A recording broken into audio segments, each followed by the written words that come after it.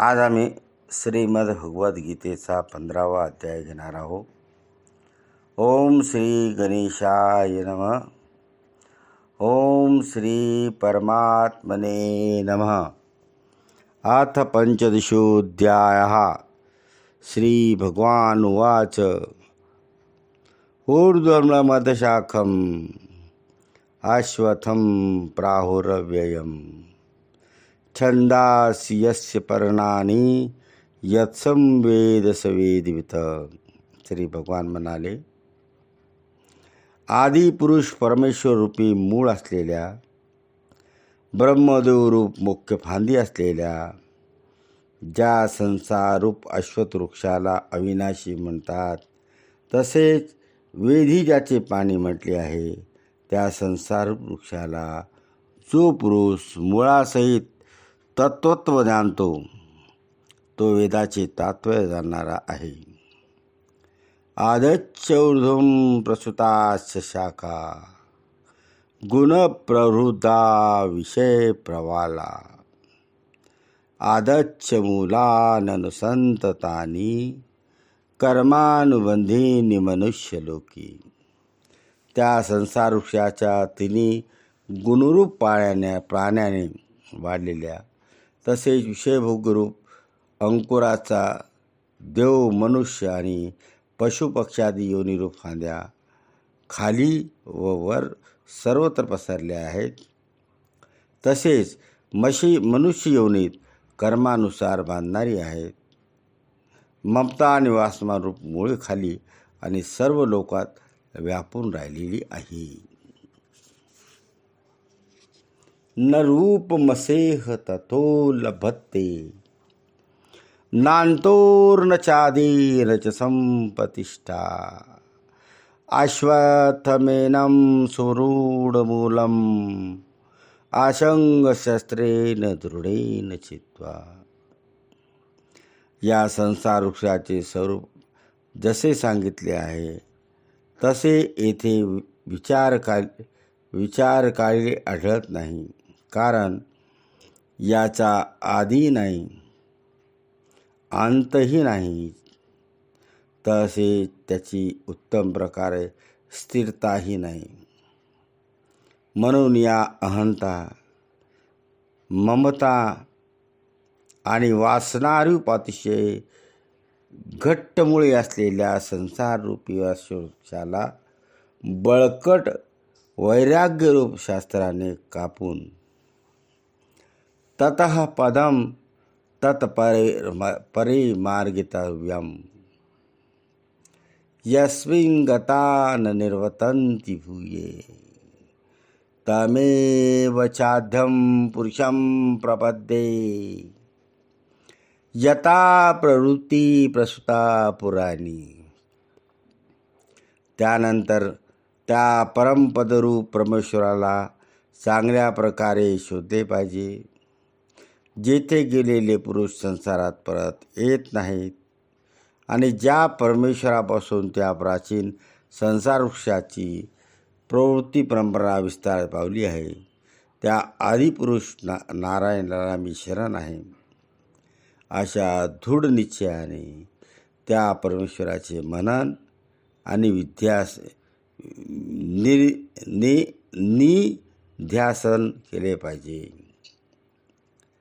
निर्माण मोहा जितसंग दोषा आध्यात्म नित्या विनिवृत्त कामा द्वैर्मुक्ता सुखदुःख सग्नेर गच्छन्ति मूढा पदमवयं ततः. ज्याचे मान व मोह नष्ट झाले, ज्याने आसक्तीरूप दोष जिंकला, ज्याची परमात्माच्या स्वरूपात नित्य स्थिती असते आणि ज्याच्या कामना पूर्णपणे नाहीसा झाल्या, ते सुख दुःख नावाच्या द्वंद्वापासून मुक्त झालेले ज्ञानीजन त्या अविनाशी परमपदाला पोचतात. न तद्भासयते सूर्यो न शशांको न पावक यद गतवान निर्वर्तन्ते तद्धाम परमं मम. त्या परमपदाला पोचल्यावर माणसे फिरून या संसारात येत नाही. त्या स्वयंप्रकाशी परमपदाला ना सूर्य प्रकाशित करू शकतो, ना चंद्र, ना अग्नी. तेच माझे परमधाम आहे. ममैवांशो जीवलोके जीवभूत सनातन. मन षष्ठानि इंद्रियानि प्रकृतिस्थानी कर्षती.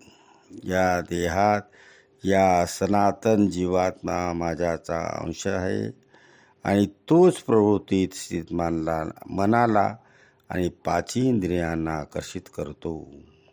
शरीरम यद वाप्नोती यच्चाप्युत्कामतीश्वर.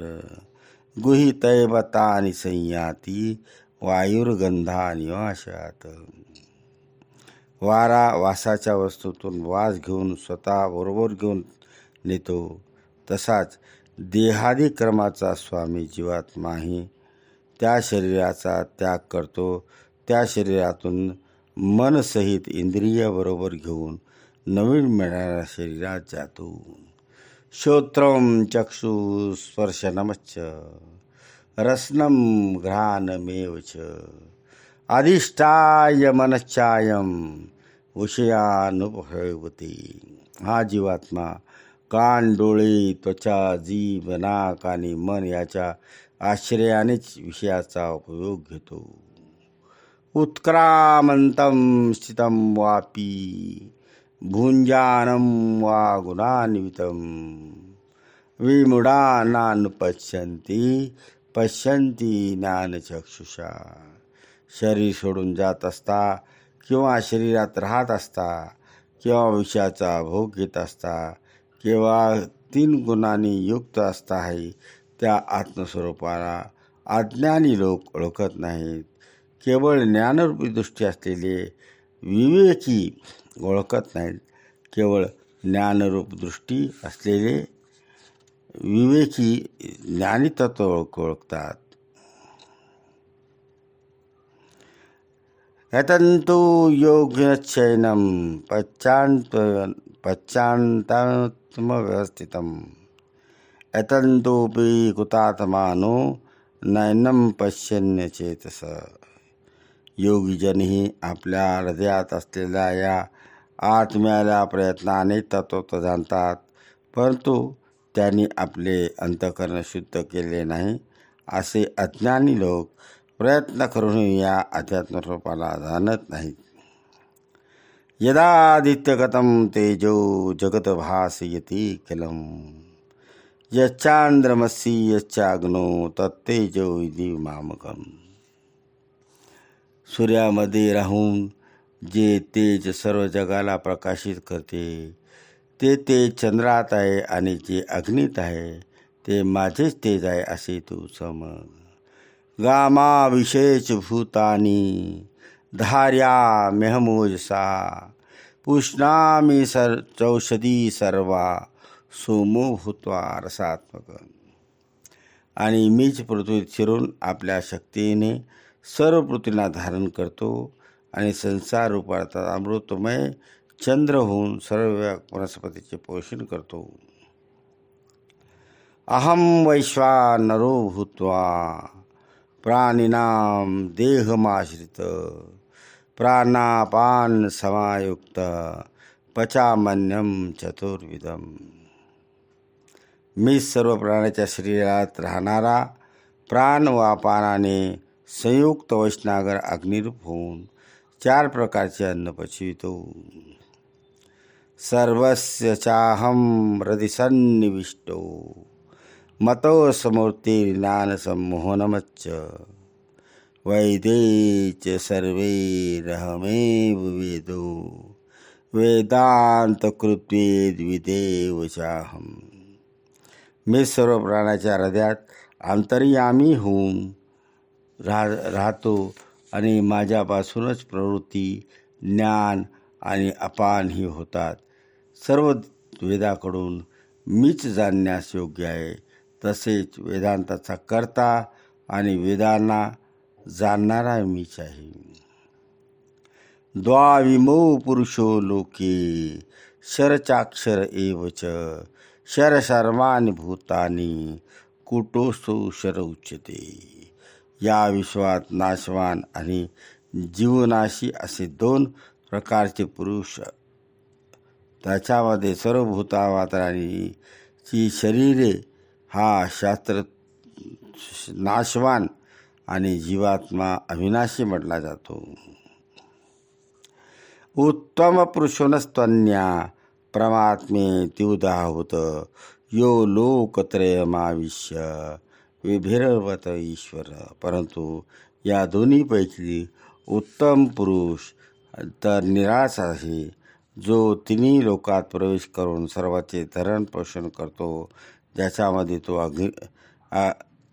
अविनाशी परमेश्वर आणि परमात्मा असा म्हटला जातो. यस्मात् अक्षरमतीतोऽहम् अक्षरादपि चोत्तम अतोऽसीम लोकवेदे च प्रतीत पुरुषोत्तम.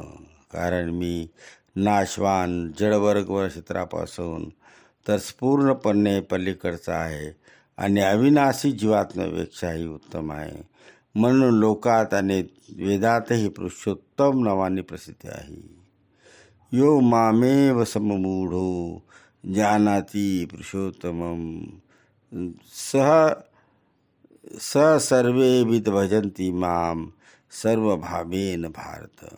हे भारता, जो ज्ञानी पुरुष मला अशा प्रकारे तत्वत पुरुषोत्तम म्हणून ओळखतो, तो सर्वच पुरुष सर्व रीतीने नेहमी मला वासुदेव परमेश्वरालाच भजतो. यती गुह्यातमं शास्त्रं मिदमाह मुक्तमहानग एतत् बुद्ध्या बुद्धिसामान्य स्यात् कुतच भारत. हे निष्पाप अर्जुना, असे हे अति रहस्यमय गुप्त शास्त्र मी तुला सांगितले आहे. त्याचे तत्वत ज्ञान करून घेतल्याने मनुष्य ज्ञानवान आणि कृतार्थ होतो. ओम ततस सदिति. श्रीमद्भगवद्गीतासु उपनिषत्सु ब्रह्मविद्यायां योगशास्त्रे श्रीकृष्णार्जुन संवादे पुरुषोत्तम योगनाम 15 अध्यायः.